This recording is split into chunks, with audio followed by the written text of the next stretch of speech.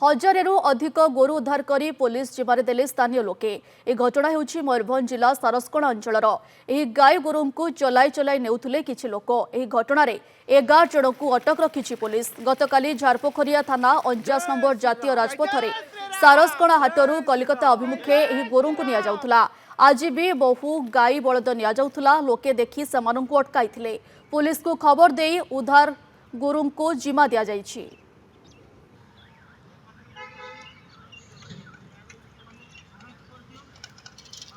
मु साधुवाद देवी केन्दुझर पुलिस को काली एक दृष्टानुमूलक कार्यक्षेप नहीं सबु जगार चढ़ाऊ करने पर स्थानीय लोक मैंने सचेतन होती समस्त गौरक्षक मानू से खबर दे एकजुट हो काली देखिपुं आपण मैंने सर्वमोट मोर देन 1000 गोरु को काली आम रेस्क्यू करूँ।